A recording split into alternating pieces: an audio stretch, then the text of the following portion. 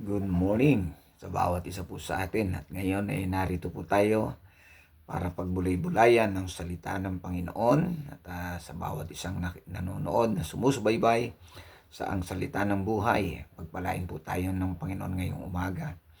At ngayon po ay month of February.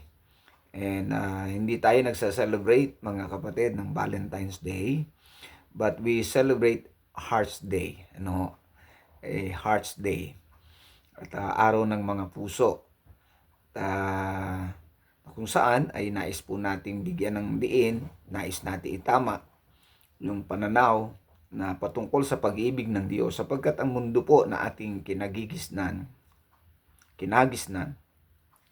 ang pag-ibig na alam po nito ay yung erotic, ay yung selfish kind of love, na kung saan ay makita natin ang mundo ay nabubuhay sa kawalan ng pag-asa. Pero salamat po sa Panginoon sapagkat natutunan natin ang salitang pag-ibig. Una ay sa bahay o sa tahanan, at sumunod ay sa simbahan o sa church ng Panginoon. At kaya sa ganung bagay ay nais nating tingnan ang sinasabi po ng 1 Peter chapter 4 verse 8. And above all things, have fervent charity among yourselves, for charity shall cover the multitude of sins. At pag-usapan po natin, keep fervent in your love. Keep fervent in your love. Let us pray. Lord, thank you once again. We pray that you please bless your word, and we pray that you please speak to our hearts and encourage each and every one of us. Lord, thank you for loving us, Lord. In Jesus' name, Amen. So, keep fervent in your love sapagkat meron pong mga pagkakataon na ang pag-ibig ay nawawala. Ang pag-ibig ay bumababaw. Ang pag-ibig, mga kapatid, dati mainit, lumalamig at nagiging warm or nagiging cold ang pag-ibig.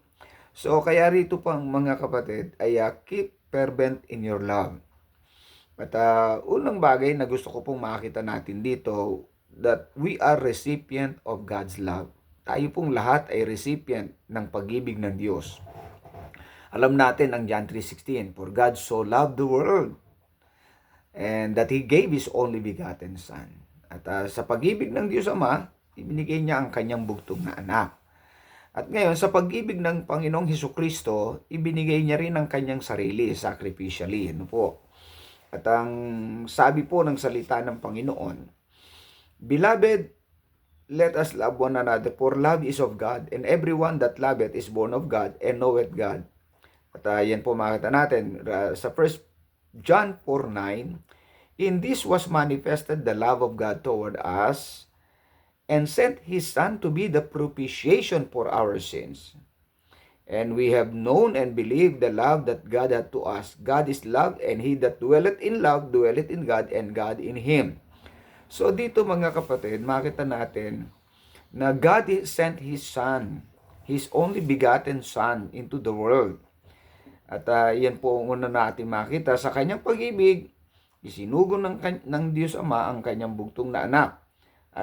At ang Panginoong Hesukristo, sabi po, He became the propitiation for our sins. Dito, brethren, ay when we say propitiation, ay ito yung to appease. To appease. Na kumbaga, naging pampalubag loob. Ang sacrificial death ng Panginoong Hesukristo ay naging pampalubag loob, sapagkat ang Diyos po ay galit sa kasalanan, at because He is just, kinakailangan may magbayad sa kasalanan ng tao. Kinakailangan magbayad ang tao sa kanyang kasalanan. The reason why ang Panginoong Hesukristo ay namatay at napako sa krus ay upang bayaran ang kasalanan natin, to appease God sa kanyang poot ng Diyos sa kanyang kasalanan nating nagagawa. At dahil po doon mga kapatid, Jesus Christ's death on the cross satisfied the justice of God. Na-satisfy ng Panginoon yung justice na yan ng Panginoon. Kaya sa ganung bagay, at tayo po, tinanggap natin ang Panginoong Hesukristo bilang ating Panginoon at tagapagligtas. At dahil doon, mga kapatid, yung puot ng Diyos sa bawat isang individual na nagsisit na ng palataya kay Kristo bilang tagapagligtas, nawala po yung galit ng Panginoon. Na-reconcile tayo sa Diyos, napatawad tayo ng Panginoon sa ating mga kasalanan, and we are become His children, forgiven by the Lord. Sa ganung bagay, mga kapatid, we can say that, sabi nga natin, we are recipient of God's love. Ano po? At yan ang wala nang, sabi nga po, greater love hath no man than this, that a man lay down his life for his friends. At alam naman natin, mga kapatid, ang Panginoong Hesukristo, He gave His life for us. Kaya yung puot ng Diyos ay nawala na sa atin. Kaya salamat at purihin ng Panginoon, we are recipient of God's love through Jesus Christ. At yan natin. Kaya ang 1 John 3:1, ang sabi nga po ay, behold what manner of love the Father hath bestowed upon us, that we should be called the sons of God, na para tayo tawagin ng mga anak ng Diyos. So, hindi lang po yun, mga kapatid, na ang pag-ibig ng Diyos at ang Panginoong Hesukristo ay became our propitiation for our sins, and God dwells in us. Not only that, mga kapatid, but He dwelt in every one of us. Those who receive Jesus Christ, you have the Holy Spirit in your heart. Sa ganong bagay, mga kapatid, at ang presence ng Holy Spirit is guiding us into all truth to know God more sa buhay po natin. At sa ganung bagay, mga kapatid, we are recipient of God's love. Not only we are recipient of God's love, but also we are to reciprocate God's love. Ibig sabihin, mga kapatid, kaya nga po dapat magkaroon tayo ng keep fervent in your love, sapagkat we are to reciprocate, mga kapatid. Hindi pwedeng tumanggap ka ng pagpapalat, biyaya at pag-ibig ng Panginoon, tapos wala na, tapos na, hindi ho ganon. We are to reciprocate. We are to, mga kapatid, respond to God's love na ibinigay ng Panginoon sa atin. Ang sabi nga po, beloved, if God so loved us, we ought also to love one another. No man hath seen God, and at any time, if we love one another, God dwelleth in us, and His love is perfected in us. First John chapter 4 verse 11. Ibig sabihin, brethren, we ought to love one another. At we make God visible by our love. Sapagkat ang sabi nga po, no man hath seen God. So by our love na ipinakikita po sa tao, na ipinadadama natin sa tao, natin sa kapatiran at maging sa mga unbelieving people, we make God visible sa pamagitan ng buhay po natin. At yan po ay maliwanag na itinuturo. At with regards, mga kapatid, sa pag-ibig ng Diyos, alam naman natin, God loves His chosen people, the people of Israel. Sa atin, John 3:16, sabi nga po natin, di ba? For God so loved the world. Pero sa mga Hudyo, ang sabi nga po, God loves them with an everlasting love. It means, brethren, that makita natin yung heartbeat ng Diyos, lalong-lalo na ipinakita sa buong banal na kasulatan, na ang pagnanais ng Diyos na maligtas ang kanyang bayan, ipinakita po sa banal na kasulatan.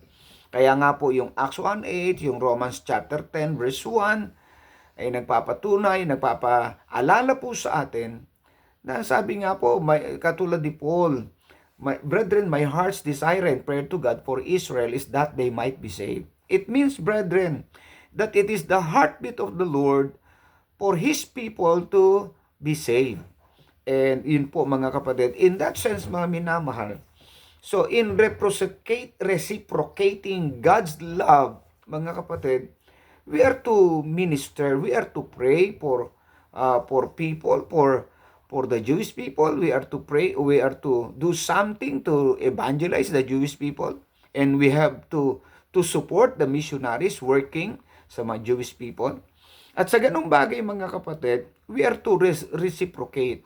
Katulad niyan, sa church, ay makita natin na, sabi nga natin, itinuro sa atin, naintindihan natin Yung pag-ibig ng Diyos, una ay sa tahanan, pangalawa ay sa simbahan o sa church, na kung saan tinuturuan tayo mga kapatid na pagsuporta sa gawain ng Panginoon at maging sa church ng Panginoon itaguyod sapagkat it is the institution established by the Lord. So whether kung ano man ang edad natin, ano man ang kalalagayan natin, we are to support yung church ng Panginoon. We are to pray for our pastors. We are to contribute or participate in our ministry ng church. At wag tayo lilibas sapagkat there is a purpose bakit tayo dinala ng Panginoon sa church. At dahil po doon, 'di ba? Ang sabi nga natin, kinakailangan natin tumugon sa sa pag-ibig ng Diyos. Mga kapatid, yung buhay ko, buhay ninyo, buhay ng bawat isa sa atin is a proof or evidence that the gospel of the Lord Jesus Christ is true and powerful. Our lives must be an evidence that the gospel of Jesus Christ is true and powerful. Yan po yan. Sapagkat mga kapatid, ang buong mundo naghahanap talaga ng mga patunay. Lalong-lalo na mga kapatid, sa mga lugar na kung saan ay maraming mga patotoo ng mga Kristiyano ang nasisira. Now, sa ganoon, we are to reciprocate God's love. Tumugon tayo sa pag-ibig ng Diyos. Kumbaga, makita ng tao sa atin, kung meron talagang nagmamahal sa gawain ng Diyos, walang iba kundi tayo. Na mga pinatawad, tayo mga recipient ng pag-ibig ng Panginoon. So we are to reciprocate, we are recipient of God's love, we are to reciprocate. Pangatlo, we are to radiate God's love. Ang sabi nga po ng 1 John 4:17, herein is our love made perfect, that we may have boldness in the day of judgment. Because as He is, so are we in this world. There is no fear in love, but perfect love casteth out fear, because fear hath torment. He that feareth is not made perfect in love. So as Christ, so are we in this world. It means, brethren, kung ano yung pinamuhay ng Panginoon dito sa lupang ito, nangaral siya, naglingkod siya, ang Panginoon, mga kapatid, nagturo, umabot ng mga tao, nag-evangelize ang Panginoon, nag-disciple ang Panginoon, at makita natin, mga kapatid, na yung ganong uri ng bagay, ipinakita ng Panginoong Hesukristo ang Diyos na hindi nakikita. Sapagkat we know that Jesus Christ, ang sabi nga po, that Jesus Christ is the manifestation of God in the flesh. And Jesus Christ Himself is God, ang sabi po. Sa ganong bagay, mga kapatid, na ipakikita natin sa tao ang pag-ibig na meron tayo. We are to radiate God's love in this evil world. Sapagkat sa buhay natin ito, sa mundong ito na hindi mo, ang tao, mga kapatid, ang motive. Makita natin ang mga tao, ang intention lagi ay para sa kanilang sarili. But for us, brethren, our intention, motive, and purpose sa buhay natin ito is not to gain something, but of course, to radiate God's love, the invisible God sa buhay po natin. Sa ganong bagay, nakikita at naunawaan ng tao na hindi naman ikaw yan Hindi naman si Jesus, kumbaga, nakikita ng tao ang Panginoong Hesukristo sa ating lahat, sa ating mga buhay. Because we are faithful, because we are obeying the Lord, we are supporting the ministry, we are following the Lord, we are radiating the love of God sa buhay natin. Ang nakikita, hindi yung makasalanan, kundi yung buhay na binago ni Kristo. Si Kristo na ngayon ang nakikita sa ating lahat. At dahil doon, mga kapatid, kaya nga po, 1 John 4:8, and above all things, have fervent charity among yourselves. For charity shall cover the multitude of sins. At pagka maningas ang pag-ibig natin sa Panginoon, mga kapatid, sabi nga po, kung may takot man, may pangamba, sabi nga po, love conquers fear. na pagtatagumpayan ng pag-ibig ang mga takot, ang duda o anuman sa buhay po natin, maging ang mga difficulties sa buhay natin, maging ang anumang mga bagay na pagtatagumpayan because mainit tayo sa pag-ibig. Ang namamayani sa ating mga puso ay ang pag-ibig ng Panginoon. Ang manifestation ng pag-ibig ay sa pamagitan, of course, pagtulong by guiding and helping Jesus followers. By helping and guiding Jesus believers. Hebrews 6:10, for God is not unrighteous to forget your work and labor of love, ang sabi ng Bible, which ye have showed toward His name, in that ye have ministered to the saints and do minister.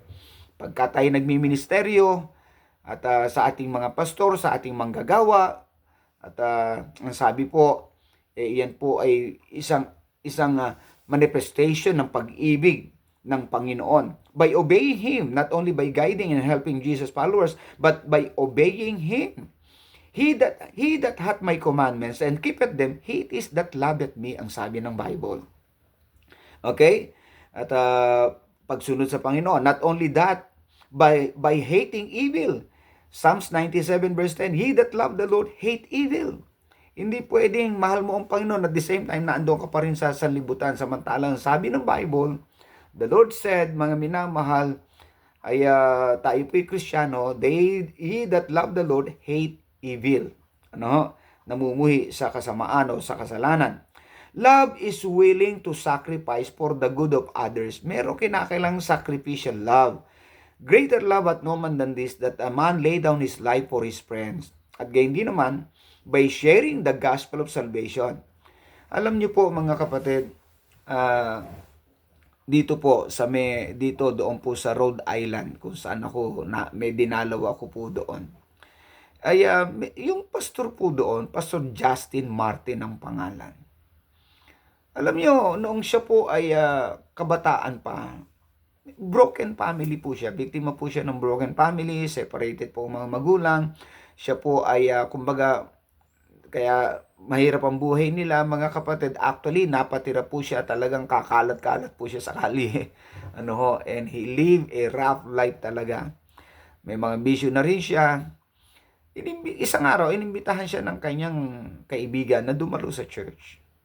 So pagdalo niya sa church mga kapatid, yung mga miyembro ay nag-care sa kanya at kumbaga tinulungan siya. Ngayon, yun ang tinitingnan ni Pastor Justin, nung pagdating niya roon, ganoon, naramdaman niya yung pag-ibig, naramdaman niya yung care sa kanya, at tinulungan siya, at pinatira siya sa simbahan. So, dahil doon na naramdaman yung pag-ibig, doon siya nagsimulang makinig sa salita ng Diyos. Ibig sabihin, hindi muna siya nakinig ng salita ng Panginoon, pero nung naunawaan niya yung pagmamahal ng mga kapatiran, doon siya nakinig at doon siya tumanggap. At doon mula noon mga kapatid, nagsumikap siya na lagi papaano niya siyang makapaglilingkod. Papaano yung bawat opportunity na makapaglingkod siya sa Panginoon. Lagi yun ang kanyang kaisipan. And later on, nag-aral siya sa Bible school para makapaglingkod lang. Hindi niya dinesire na maging pastor. Pero alam niyo mga kapatid, dahil sa kanyang puso't kaisipan, na makatulong, maipakita ang pag-ibig sapagkat recipient siya ng blessing ng Panginoon. Siya'y, kumbaga, nag-respond siya sa pag-ibig ng Diyos. At ngayon, alam mo niyo mga kapatid, na noong namatay po ang pastor, ang senior pastor, ang members ng church ay walang ibang tiningnan na papalit sa kanilang pastor kundi siya. Kaya sa ganong bagay mga kapatid, at naging pagpapala ang kanyang buhay dahil nga po sa ganon. Hanggang ngayon, tuloy-tuloy po siya sa pagpapastor. His desire is just to serve the Lord. Yung posisyon, mga kapatid, later on ibinigay sa kanya, which nung una ay ayaw niya. Pero salamat po sa Panginoon mga kapatid. Dahil naunawaan niya ang pag-ibig sa pamagitan ng mga kapatiran. And brethren, ito po ang mahalaga na patuloy sa ating mga mananampalataya. Let us radiate the love of God sa buhay natin upang ang mga tao, mga members at ang mga tao ay madama ang pag-ibig ng Diyos. Sapagkat recipient tayo ng pag-ibig, recipient tayo ng pagpapatawad ng Diyos, we are recipient of God's mercy, we are recipient of God's goodness, we are recipient of God's grace. Nakalasap mismo tayo niyan. So dahil doon, i-extend natin yung grace and love na ating nadama at nakita, nadama mula sa Panginoon sa ibang tao. Kaya ang sabi po natin mga kapatid, let's keep on for the glory of God. Let us keep fervent in your love. Okay? Let us pray. Lord, thank you once again for your grace na kami po ay narito. And we worship you, Lord. Thank you for your love. Thank you for your goodness. Thank you for mercy. Thank you for your grace. Thank you for forgiveness, O Lord. Lord, thank you very much. Thank you for the Lord Jesus Christ who died on the cross, and he paid the penalty of our sins. Thank you so much, Lord, for making us worthy, for your enabling grace. And Lord, help us, O Lord, now. Tulungan mo po kami na patuloy makapaglingkod po sa iyo. I-extend namin sa iba ang pag-ibig na aming tinanggap sa iyo. Maraming salamat po. Panalangin ko po ang patuloy na biyaya mo sa patuloy at kina Pastor Alex kalinisan sa kanyang pamilya, kay Ma'am Lynn, kina Pastor Joe, gumawa po kayo, kay Pastor Nelio Datur, maging sa pamilya po ni Pastor Joe, sina Mamay, at ang kanyang pamilya, sina Pastor Datur, ang kanyang pamilya, Pastor Ramiro Adona, ang kanyang pamilya, Pastor Recto, Panginoon. Manguna po kayo sa kanilang buhay, sa kanyang pamilya at patuloy mo siyang palakasin. Panalangin ko po yung desire ng mga Pastor Recto na mabili po ang lote, pati po ang marami pang mga pastors desiring to have their own properties. Lord, i-bless mo po silang patuloy at ang bawat member po ng PBAP ay patuloy po kayong magpala. Missionary Ricky Orias, Pastor Joshua Orias, ang kanilang mga pamilya, gumawa po kayo, kumilos Panginoon kayo sa kanila. Hawakan mo nga po Pastor Julius Peñas, kumilos lang po kayo Panginoon sa kanilang buhay. Hawakan mo nga po at patuloy mong katagpuin ang kanilang mga pangailangan. Ingatan mo silang palagi. At gumawa po kayo Panginoon, Pastor Abordo, Pastor Ray Remogat, at Pastor Edward Linderos, Pastor Silao, Pastor Ariel Tolentino. We pray, Panginoon, ang biyaya mo sa bawat isa, Panginoon. I pray, dear God, kumilos lang po kayo, Pastor Victor Lentino, Pastor Sister Joy Rabaya. Hawakan mo silang patuloy, Panginoon. Hiniling namin patuloy ang Pastor Ed Frampton at ang IBJM International. We pray, Panginoon, ang paggawa't pagkilos mo po sa to the Jupers, mga supporters at ang mga pastors. Lord, we commit everything sa iyong mga kamay. Pagpalain mo nga po at gumawa po kayo sa bawat isa. Lord, thank you for answering our prayers. Patuloy po kayo mag-ingat. In Jesus' name we pray. Amen and amen. God bless you, brethren. Thank you very much.